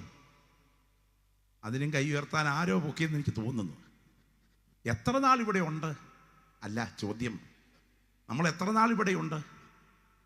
നമ്മുടെയൊക്കെ ഇരിപ്പ് കണ്ടാൽ ഈ നെഗറ്റീവായ കാര്യങ്ങളെ ഉൾക്കൊള്ളാൻ നമ്മുടെ ആളുകൾക്ക് അല്പം ബുദ്ധിമുട്ടുണ്ട്. എന്നാൽ ഇന്ന് രാത്രി ഓർക്കുക, ഒരിക്കൽ സയൻസ് മ്യൂസിയം കാണാൻ ഒരു സ്നേഹിതൻ പോയി. അതിൻ്റെ പ്രവേശന കവാടത്തെങ്കിൽ ഒരു അസ്ഥികൂടം വെച്ചിരുന്നു. ഈ അസ്ഥികൂടത്തിൻ്റെ അടുക്കൽ ചിന്താനിമഗ്നനായ എൻ്റെ സ്നേഹിതൻ അല്പസമയം നിന്നു. അപ്പോൾ ഈ അസ്ഥികൂടത്തിൻ്റെ 2 ദ്വാരം കണ്ണിൻ്റെ ഭാഗത്തും ഈ തലയോട്ടിയുടെ ഭാഗത്തേക്ക് ആ നെറ്റിത്തടത്തിലേക്കൊക്കെ ഒന്ന് ആ തലയോട്ടിയിലേക്കൊന്ന് ശ്രദ്ധിച്ച് നോക്കിയിട്ട്, പേടിക്കണ്ട, ശ്രദ്ധിച്ച് നോക്കിയിട്ട്, കാറ്റ് പോയാൽ 2 മാസത്തിനുള്ളിൽ നമ്മളും ആ പരുവാകും. ശ്രദ്ധിച്ച് നോക്കിയിട്ട് ഇദ്ദേഹം ആ നെറ്റിത്തടത്തിലേക്ക് നോക്കിക്കൊണ്ട് ചില ചോദ്യങ്ങൾ ഈ അസ്ഥികൂടത്തോട് ചോദിച്ച ചോദ്യം, ഏത് തറവാട്ടിലാ പിറന്നേ? എത്രാം ക്ലാസ് വരെ പഠിച്ചു? കറുത്തതായിരുന്നോ വെളുത്തതായിരുന്നോ? കീഴ്ജാതിയായിരുന്നോ മേൽജാതിയായിരുന്നോ? സൗന്ദര്യം എങ്ങനെ ഉണ്ടായിരുന്നു? ആണായിരുന്നോ പെണ്ണായിരുന്നോ? എന്നിട്ട് ഇദ്ദേഹം ഒരു പാട്ട് പാടി, തിലകം ചർത്തി ചീകിയും അഴകായി പലനാൾ പോറ്റിയ പുണ്യ ശിരസേ.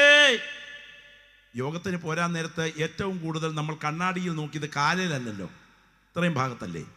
അദ്ദേഹം പാടുകയാണ്, തിലകം ചർത്തി ചീകിയും അഴകായി പലനാൾ പോറ്റിയ പുണ്യ ശിരസേ, ഉലകം വെല്ലാൻ ഉയറിയ നീയേ, വിലപിടിയാതൊരു തലയോടായോ.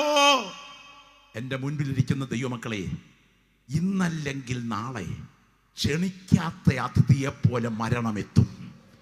എന്നാൽ ഇന്ന് രാത്രി ഞാൻ കിടന്നുറങ്ങുന്ന കിടപ്പറ എൻ്റെ മരണയറയായി മാറിയാൽ എൻ്റെ വിശ്രമം എൻ്റെ രക്ഷകൻ്റെ മാർവിലായിരിക്കുമെന്ന് ഉറപ്പ് പ്രാപിച്ച ദൈവമക്കൾ ഭയത്തോടല്ല, ആത്മക്കണ്ണുകൾ കൊണ്ട് നിത്യത കണ്ട് ദൈവത്തെ ആരാധിക്കുന്ന രാത്രിയായി രാത്രി തീരണം.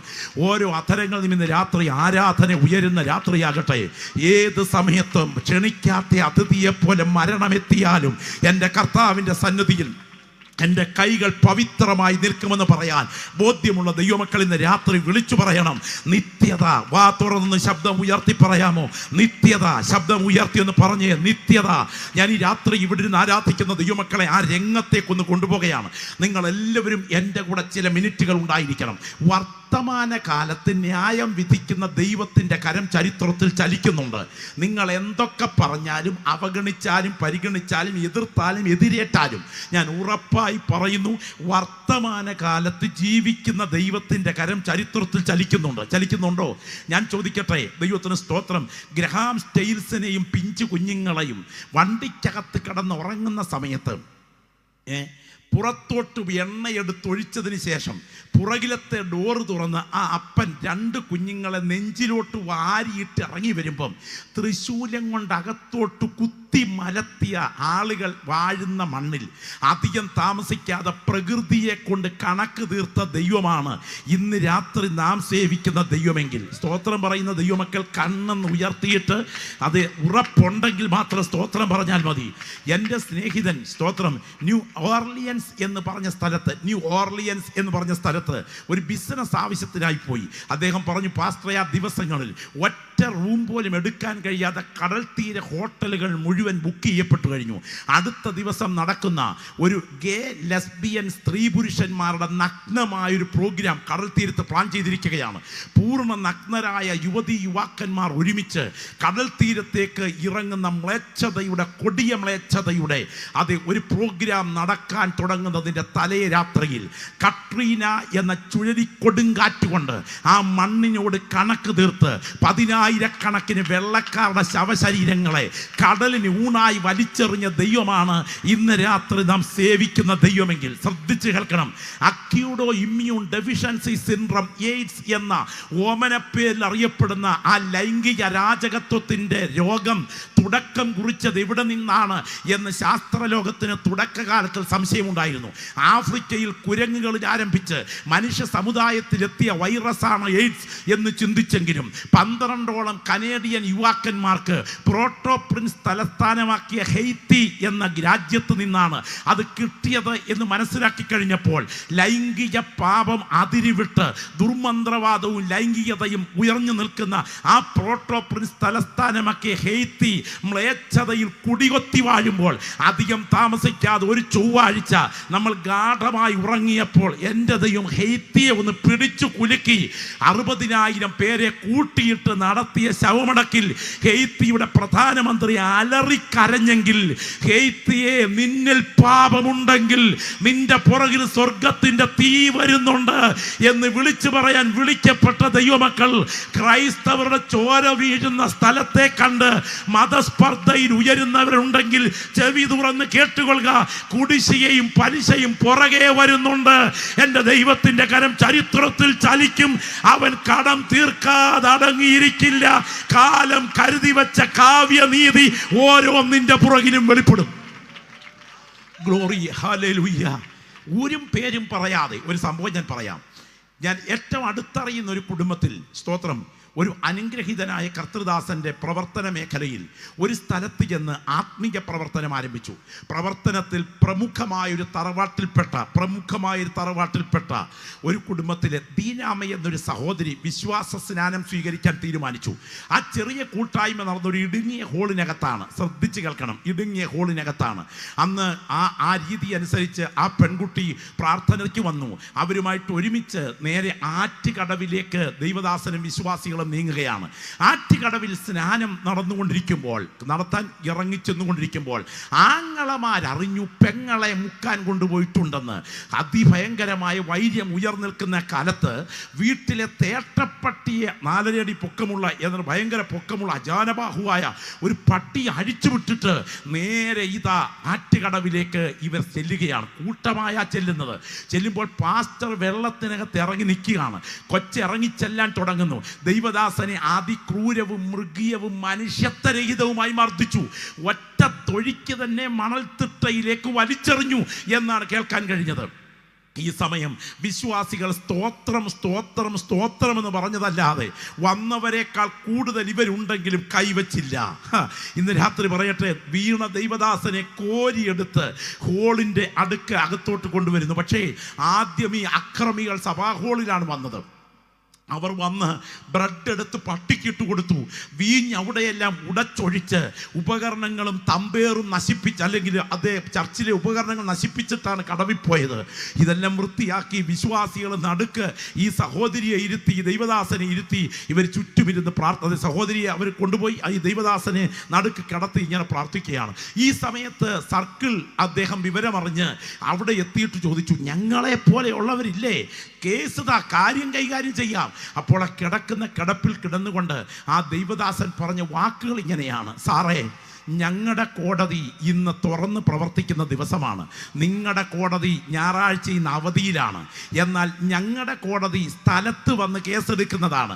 നിങ്ങളുടെ കോടതി ഞായറാഴ്ച സ്ഥലത്ത് വരികയില്ല. അവധിയില്ലാത്ത ഒരു കോടതിയും അവധി എടുക്കാത്ത ഒരു ജഡ്ജിയും ഞങ്ങൾക്ക് ഉയരത്തിലുള്ളത് കൊണ്ട് ഞങ്ങൾക്ക് കേസില്ല സാറേ.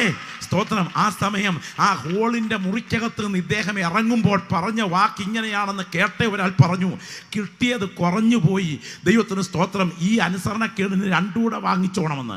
എന്തായാലും വേണ്ടില്ല, പ്രാർത്ഥിക്കുന്ന ദൈവമക്കളുടെ പ്രാർത്ഥനയ്ക്കുമ്പോൾ ദൈവത്തിൻ്റെ കരമുയരും. ഓർക്കണം, ഒരാഴ്ച കഴിഞ്ഞു. അവിടെയുള്ളൊരു ആറ്റിലിടാൻ കൂട്ടമായി തോട്ടാ കെട്ടി വീടിൻ്റെ 2ാം നിലയിൽ ഒരു മേശയിൽ വെച്ചതിന് ശേഷം താഴേക്കതിൻ്റെ ലൈനുകൾ തൂങ്ങിക്കിടക്കുമ്പോൾ ആരോ ഒരാൾ അറിയാതെ കണക്ഷൻ കൊടുത്തു. അത് കുടുംബത്തിനകത്ത് നിരവധി ആളുകൾ ഉണ്ടായിരുന്നു. തോട്ട കൂട്ടമായി പൊട്ടിത്തെറിച്ച് മേൽക്കെട്ടിടം താഴെ കിടിച്ചിരുത്തി പൂർണ്ണ ഗർഭിണിയായ ആ വീട്ടിലെ ഒരു ആൻറ്റി ആ സമയം തന്നെ വയറ് പിളർന്ന് മരിച്ച് സഹോദരങ്ങൾ ചോരയിൽ കുളിച്ച് ആ ദൈവദാസനെ കൈവച്ച വ്യക്തി മരിച്ചില്ല. 2 കണ്ണുകളും അറ്റുപോയി, 2 കൈകളും ചിതറിപ്പോയി കിടക്കുന്ന ഡെഡ് ബോഡി പോലെ കിടന്ന ബോഡി പ്ലാസ്റ്റിക് സർജറി കൊണ്ടുവന്ന് തിരിച്ചു കൊണ്ടുവച്ചു. സ്തോത്രം.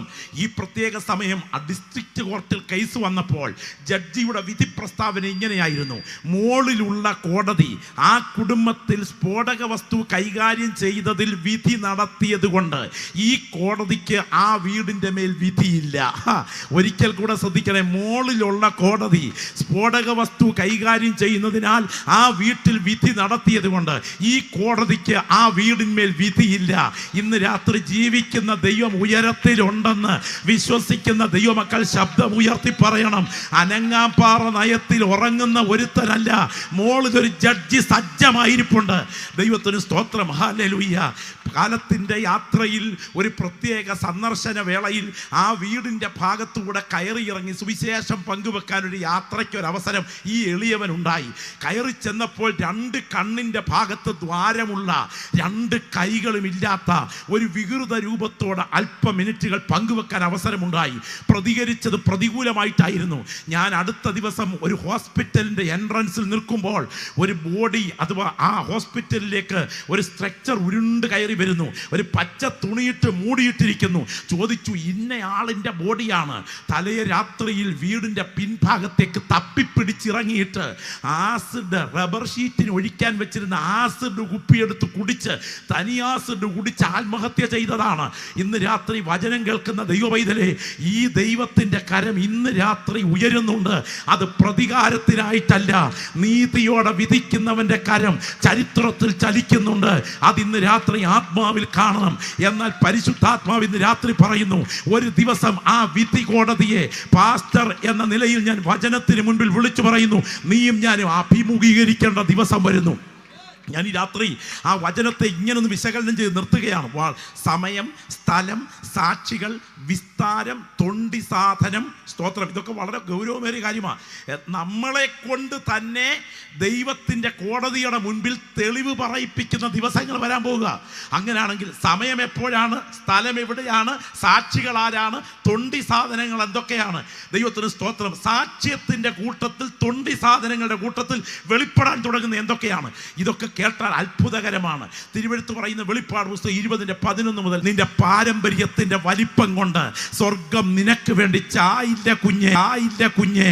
ഇന്ന് രാത്രി ചങ്കിന് നേരെ ചാട്ടുളി പോലെ ഉയർത്തുന്ന ഒരു ചോദ്യം, നിന്റെ പേര് ജീവന്റെ പുസ്തകത്തിലുണ്ടോ? നിന്റെ പേര് ജീവന്റെ പുസ്തകത്തിലുണ്ടോ? ആ ദിവസം വരാൻ തുടങ്ങുകയാണ്. ദൈവത്തിന് സ്തോത്രം. നിങ്ങൾ ആ രംഗം ഒന്ന് കാണണം. ദൈവത്തിന് സ്തോത്രം. ദാനിയേൽ പ്രവചനം 7-ാം അധ്യായം നിങ്ങൾ ഇന്ന് രാത്രി ഇരിക്കുമ്പോൾ ഈ ഭാവന എന്ന് പറയുന്ന ഒരു ഭാഗമുണ്ടല്ലോ, ഇത് കണ്ടുകൊണ്ടിരിക്കുന്ന സമയത്ത് തന്നെ നിങ്ങളുടെ മനസ്സിൽ ആ ചിത്രം ഒന്ന് വരണം. ഞാൻ നോക്കിക്കൊണ്ടിരിക്കുന്നവർ ന്യായാസനങ്ങളെ വെച്ചു, വയോധികനായ ഒരുത്തൻ ഇരുന്നു. ശ്രദ്ധിക്കുക, വയോധികനായ ഒരുത്തൻ ഇരുന്നു.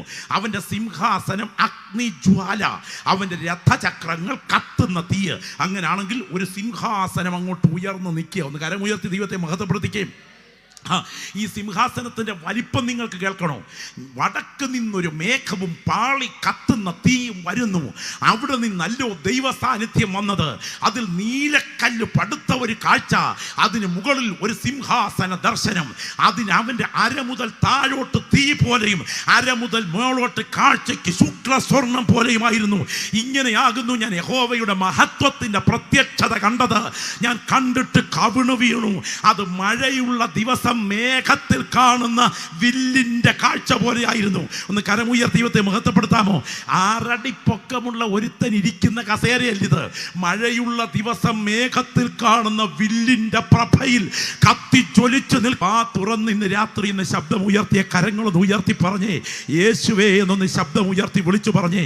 ഈ രാത്രി ദൈവ സാന്നിധ്യം വ്യാപരിച്ചു കൊണ്ടിരിക്കുകയാണ്. രാത്രി ഞാൻ ഈ രാത്രി ആ സിംഹാസനത്തിലേക്ക് ഒന്ന് വിരൽ ചൂണ്ടിക്കൊണ്ട് പറയട്ടെ, അതിനുള്ള യോഗ്യത എന്തെന്നറിയാമോ?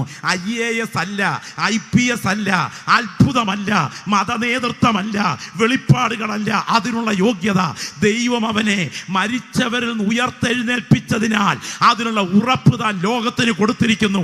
ഞാൻ ഇന്ന് രാത്രി വിളിച്ചു ചോദിക്കുന്നു, ലോകത്തിൽ എത്ര കല്ലറകളുണ്ട്? വെസ്റ്റ്മിനിസ്റ്റർ ആബേ കല്ലറകളുടെ നീണ്ട നിരയാണ്. ലോകത്തെ കിടുകിട വിറപ്പിച്ച രാജാക്കന്മാരുടെയും രാജ്ഞിമാരുടെയും കല്ലറകൾ അവിടെ നീണ്ടു നിവർന്നു കിടപ്പുണ്ട്. സലാലായിൽ ഇയ്യോബിന്റെ കല്ലറയുണ്ട്. മക്കയിൽ മുഹമ്മദ് നബിയുടെ കല്ലറയുണ്ട്. മക്കപ്പേല ഗുഹയിൽ അബ്രഹാമിന്റെ, ഇസഹാക്കിന്റെ, യാക്കോബിന്റെ, ലേയയുടെ കല്ലറയുണ്ട്. മേൽപ്പറഞ്ഞ ശവകുടീരങ്ങളുടെ മേൽമൂടികൾ ഉടച്ചു മാറ്റിയാൽ അതിൽ നിന്ന് വാരിയെടുക്കുന്ന ശവധൂളികൾക്കകത്ത് മരിച്ചവന്റെ തിരുശേഷിപ്പ് കിട്ടും. എന്നാൽ തിരുശേഷിപ്പ് അവശേഷിപ്പിക്കാതെ അവൻ ഇവിടെ ഇല്ല, അവൻ ഉയർത്തെഴുന്നേറ്റു എന്ന് പറഞ്ഞ് ചരിത്രത്തിൽ തുറന്നു കിടക്കുന്ന ഒരു കല്ലറയുണ്ടെങ്കിൽ അത് ഈ രാത്രി ഞങ്ങൾ പ്രസംഗിക്കുന്ന നസറേനായ യേശുവിന്റെ കല്ലറയാണ്. അവനെ മരിച്ചവർ ഉയർത്തെഴുന്നേൽപ്പിച്ചതിനാൽ അതിനുള്ള ഉറപ്പ് താൻ ലോകത്തിന് കൊടുത്തിരിക്കുന്നു. ന്യായവിധിയുടെ ജഡ്ജി ഞങ്ങൾ പ്രസംഗിക്കുന്ന യേശു. Glory, hallelujah. തിരിച്ചറിയുന്ന ദൈവമക്കൾ ആത്മാവിൽ പറയണം, ഇതിൻ്റെ പുറകിൽ ദൈവത്തിൻ്റെ കരം ചലിക്കുകയാണ്. ഇതാ വലിയൊരു സിംഹാസനം, അഗ്നി ജ്വലിക്കുന്ന സിംഹാസനം. ആ സിംഹാസനത്തിൽ ഒരുത്തനിരിക്കുന്നു. അവൻ്റെ മുൻപിൽ നിന്ന് ഒരു അഗ്നി നദി പുറപ്പെട്ടൊഴുകി. കേട്ടോ, ദൈവത്തിന് സ്തോത്രം. ശ്രദ്ധിച്ച് കേൾക്കണം. അഗ്നി നദി എന്ന് പറഞ്ഞാൽ ഇതിങ്ങനെ നിർഗളമായി കുതിച്ചു പതഞ്ഞ് നുരഞ്ഞ് ഈ തീ നദി അങ്ങോട്ട് ഒഴുകുകയാണ്. നരകത്തെക്കുറിച്ചൊക്കെ പ്രസംഗിക്കുമ്പോൾ പരിഹസിക്കുന്ന ആൾക്കാരില്ലേ? ചില ആൾക്കാർ പറയും, പേടിപ്പിക്കരുത് ഉപദേശി, പേടിപ്പിക്കരുത്, ഒത്തിരി ഒന്നും പേടിപ്പിക്കരുത്. നിങ്ങൾ അത്രയങ്ങ് പേടിപ്പിക്കാൻ ശ്രമിച്ചാൽ നരകത്തിൽ 10 ഏക്കർ ഞാൻ വാങ്ങിച്ചിട്ടുണ്ടെന്ന് അടുത്തതിനോട് പറഞ്ഞു. ദൈവത്തിന് സ്തോത്രം. ഇവൻ വിചാരിച്ചിരിക്കുന്നത് വീഗാലാൻഡിൽ പോകുന്ന പോലെ നരകത്തിൽ പോകുന്നതെന്ന്. ഇന്ന് രാത്രി പറയട്ടെ, അനുഭവിക്കുമ്പോഴേ തിരിച്ചറിയൂ നിന്റെ തീച്ചൂളയ്ക്കകത്തെ പീഡ എത്ര ഭീകരമാണെന്ന്. കൃപയാൽ എന്നെ വിടുവിച്ച ദൈവസ്നേഹം ഓർത്താൽ എനിക്ക് ദൈവത്തെ മഹത്വപ്പെടുത്താതിരിക്കാൻ കഴിയുകയില്ല. ഒരു അഗ്നി നദി അവന് മുന്നിൽ പുറപ്പെട്ടൊഴുകി. അടുത്ത വാചകം, 1000 പേർ അവന് ശുശ്രൂഷ ചെയ്തു എന്ന് പറഞ്ഞാൽ ഈ ജഡ്ജിയുടെ കൂടെ 1000 ഗുണം 1000, 10,000 പേർ അവന്റെ മുൻപാകെ നിന്നു. സങ്കല്പമല്ല, ഭാവനയല്ല. അതെ, പൊന്നമ്മ സൂപ്രണ്ടും ബോബനും മോളിയുമല്ല. ഇന്ന് രാത്രി പറയുന്ന വചനം സത്യമാണ്. 10,000 പേർ, കോടിക്കണക്കിന് ജനങ്ങൾ അവന്റെ മുൻപിൽ നിന്നു. 1000 കൂടെ 10,000 മുൻപിൽ ഒരു അഗ്നി നദി മുൻപിലൂടെ കനർഗള നിർഗളമായി കത്തി ഒഴുകുന്നു. ഈ സിംഹാസനം ആരുടെ സിംഹാസനമാ? ഇന്ന് രാത്രി എൻ്റെ രക്ഷകൻ ജഡ്ജിയായി വെളിപ്പെടുന്ന. സ്തോത്രം, ഹല്ലേലൂയ. ഞാൻ പറയട്ടെ, ഈ 1000 ആണോ ഭൂരിപക്ഷം? 10,000 ആണോ ഭൂരിപക്ഷം? വിധിക്കപ്പെടാൻ നിൽക്കുന്നത് 10,000. ജഡ്ജിയുടെ കൂടെ സഹജഡ്ജിമാരായി നിൽക്കുന്നത് 1000. ചില ആൾക്കാർ പറയാറല്ലേ, ഞങ്ങളുടെ കൂട്ടായ്മയിൽ എത്ര പേരുണ്ടെന്നറിയാമോ? നിങ്ങളുടെ കൂട്ടത്തിൽ എത്ര പേരുണ്ടെന്നറിയാമോ? കുഞ്ഞെ, ഭൂരിപക്ഷത്തിൻ്റെ കൂടെ നിന്ന് നരകത്തിൽ പോകുന്നതിനേക്കാൾ ന്യൂനപക്ഷത്തിൻ്റെ കൂടെ നിന്ന് പർദീസയിൽ എത്തുന്നതാണ് ഭാഗ്യമെന്ന് തിരിച്ചറിയാൻ കണ്ണ് തുറന്നിട്ടുണ്ടെങ്കിൽ ഇന്ന് രാത്രി പക്ഷത്തേക്കാൾ വലുത് നിത്യതയാണ് എന്ന് തിരിച്ചറിയുന്ന ദൈവമക്കൾ ശബ്ദം ഉയർത്തി പറയണം. എൻ്റെ നിത്യത എനിക്ക് കൈവിട്ടു പോകാൻ പാടില്ല. കർത്താവിന് സ്തോത്രം. ഞാൻ ഈ രാത്രി ചോദിക്കട്ടെ, ശരീരരഹിതമായി, ശ്രദ്ധിച്ച് കേൾക്കണേ, ശരീരരഹിതമായി ആത്മാക്കൾക്ക് നിലനിൽപ്പുണ്ട് എന്ന് വിശ്വസിക്കുന്ന എത്ര പേര് ഇവിടെയുണ്ട്? ഒന്നുകൂടെ, ശരീരരഹിതമായി ആത്മാക്കൾക്ക് നിലനിൽപ്പുണ്ട് എന്ന് വിശ്വസിക്കുന്ന എത്ര പേര് ഇവിടെയുണ്ട്? ദൈവത്തിന് സ്തോത്രം. ലാസറിൻ്റെയും ധനവാന്റെയും സംഭവത്തിൽ മരണത്തോടെ കഥ അവസാനിക്കുകയല്ലായിരുന്നു, മരണത്തോടെ കഥ തുടങ്ങുകയായിരുന്നു. 9,200 അടി പൊക്കമുള്ള മഞ്ഞു പെയ്യുന്ന ഹെർമോൻ പർവ്വതത്തിന് മുകളിൽ സഹസ്രാബ്ദങ്ങൾക്ക് മുൻപ് മരിച്ചു മൺമറഞ്ഞ മോശ, പത്രോസും യാക്കോബും യോഹന്നാനും പച്ച കണ്ണുകൊണ്ട് നോക്കി നിൽക്കുമ്പോൾ യേശുവിനോട് സംസാരിച്ചത് സത്യമാണെങ്കിൽ ഇവിടുന്ന് ആരാധിക്കുന്ന നീ കർത്താവിൻ്റെ സന്നിധിയിൽ തേജസ്സിൽ വെളിപ്പെടുന്ന ദിവസമുണ്ട് എന്ന് തിരിച്ചറിയുന്നുണ്ടെങ്കിൽ ഇരിക്കുന്ന ഇരിപ്പിൽ കരങ്ങൾ ഉയർത്തി പറയണം, ഇത് സങ്കല്പമല്ല, ഇത് സത്യമാണ്. നിങ്ങൾ കേട്ടിട്ടുണ്ടോ സാധു സുന്ദര സിംഗിനെ സംബന്ധിച്ച്? അദ്ദേഹം ആത്മലോകത്തെക്കുറിച്ച് പറഞ്ഞ അത്ഭുതകരമായ സംഭവമുണ്ട്. അദ്ദേഹം പറഞ്ഞു, ഒരിക്കൽ ദൈവത്തിന് സ്തോത്രം, ഹിമാലയ മേഖലയിൽ പ്രാർത്ഥനയിലായിരുന്നു. പ്രാർത്ഥനയിൽ ആത്മലോകത്തിലേക്ക് വെളിപ്പാടിൽ യോഹന്നാനെ പോലെ ശരീരരഹിതമായി ഞാനൊന്ന് ഇറങ്ങി. ദൈവാത്മാവിൻ്റെ കൺമുൻപിലേക്ക് ഒരാളെ കൊണ്ടുവന്നു, തേജസ്വിയായ ഒരാൾ. എൻ്റെ അടുക്കലേക്ക് അടുത്ത് വന്നിട്ട് ചോദിച്ചു, എന്നെ അറിയുമോ? പറഞ്ഞു, അറിയത്തില്ലല്ലോ, ഒന്ന് പരിചയപ്പെടുത്തിക്കാട്ടെ. ഉടനെ പറഞ്ഞു, ഒരാഴ്ച മുൻപ് ഇന്ന കുഷ്ഠരോഗി ആശുപത്രി സന്ദർശിച്ച് പച്ച മറയ്ക്കകത്ത് മൂക്കും ശരീരഭാഗങ്ങളും വിരലുമൊക്കെ കുഷ്ഠരോഗത്താൽ മുറിഞ്ഞുപോയ മരണാസന്നനായ ഒരാളിനോട് അങ്ങ് സുവിശേഷം പങ്കുവെച്ച് ഓർക്കുന്നുണ്ട്. ആ വ്യക്തിയാണ് ഞാൻ. ഇന്ന ദിവസം ഇത്രാം തീയതി ഇത്ര മണിക്ക് ആ ആശുപത്രിയിൽ ഞാൻ മരിച്ചു. ഞാൻ ഈ ആത്മലോകത്തിലോട്ട് കയറി. യേശു എനിക്ക് ആശ്രയമായിരുന്നത് കൊണ്ട് എൻ്റെ മുറിഞ്ഞുപോയ മൂക്കും എൻ്റെ ഇരുന്നുപോയ ചെവിയും എൻ്റെ ദ്രവിച്ചുപോയ വിരലും തേജസ്സിൽ മടങ്ങി വന്നു. ഇന്ന് രാത്രി തീർന്നില്ല. അതുകൊണ്ട് അദ്ദേഹം നേരെ കുഷ്ഠരോഗ ആശുപത്രിയിൽ മടങ്ങി ചെന്നിട്ട് രജിസ്റ്റർ എടുത്ത് പരിശോധിച്ചു. ഞെട്ടിപ്പിച്ചു യാഥാർത്ഥ്യം. ആത്മലോകത്ത് ആ മനുഷ്യൻ മരിച്ചു എന്ന് പറഞ്ഞ സമയത്ത് തന്നെയാണ് ഹോസ്പിറ്റൽ രജിസ്റ്ററിൽ മരണം കുറിച്ചിരിക്കുന്നത്. ഈ ദൂത് കേട്ടുകൊണ്ടിരിക്കുമ്പോൾ കൂടപ്പിറപ്പേ, നീ ഏത് മതത്തിൽപ്പെട്ടവനായാലും മരണത്തിന് ശേഷം ഒരു ജീവിതം യാഥാർത്ഥ്യമാണ്. അത് നരകമോ സ്വർഗമോ തീരുമാനിക്കാൻ ദൈവാത്മാവ് വിളിക്കുന്ന രാത്രിയായി രാത്രി. ഗ്ലോറി ഗ്ലോറി, ദൈവത്തിന് മഹത്വം. എനിക്ക് തൊണ്ടി സാധനങ്ങളെല്ലാം കൂടെ ഒന്ന് പറയണമെന്നുണ്ട്. ദൈവത്തിന് സ്തോത്രം. ഇന്ന് രാത്രി ഓർക്കുക, ആ ദിവസം വരാൻ തുടങ്ങുകയാണ്. ആ ദിവസം വരാൻ തുടങ്ങുകയാണ്. ഹല്ലേലൂയ. ജീവപുസ്തകത്തിൽ പേരെഴുതി കാണാത്ത ഏവനെയും തീപ്പൊയ്യയിൽ തള്ളിയിട്ടു. ഈ തീപ്പൊയ്യ രണ്ടാമത്തെ മരണം, അത് നരകം. ഈ രാത്രി കരങ്ങളൊന്ന് ഉയർത്തിപ്പിടിച്ചേ, ഒന്ന് ശബ്ദം ഉയർത്തി യേശുവേ എന്നൊന്ന് പറഞ്ഞേ.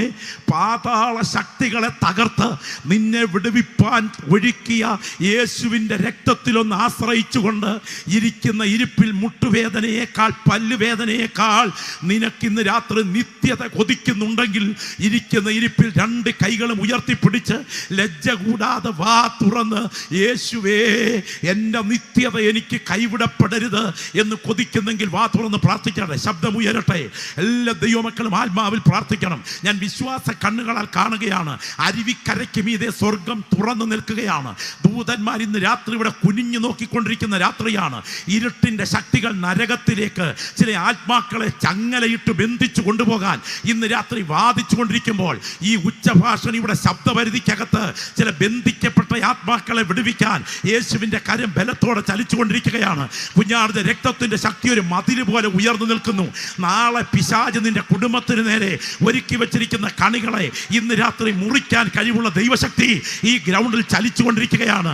അഭിഷേകം പ്രാപിച്ച ദൈവമക്കൾ അന്യഭാഷയിൽ പ്രാർത്ഥിച്ചുകൊണ്ടിരിക്കുമ്പോൾ ദൈവത്തിന്റെ തേജസ് ഈ ഗ്രൗണ്ടിനെ ചുറ്റി മിന്നുമ്പോൾ, ഹോരേബിൽ വെളിപ്പെട്ട ദൈവത്തിന്റെ തേജസ്, സീനായിൽ മൂടിയിറങ്ങിയ ദൈവത്തിന്റെ തേജസ് ഇന്ന് രാത്രി ഈ ഗ്രൗണ്ടിൽ വ്യാപരിച്ചു കൊണ്ടിരിക്കുമ്പോൾ ആ കരങ്ങൾ ഉയർത്തിപ്പിടിച്ചുകൊണ്ട് എന്റെ നിത്യത എനിക്ക് കൈവിടപ്പെടരുത് എന്ന് കൊതിക്കുന്ന ദൈവമക്കൾ കരങ്ങൾ ഉയർത്തി പ്രാർത്ഥിച്ചേ.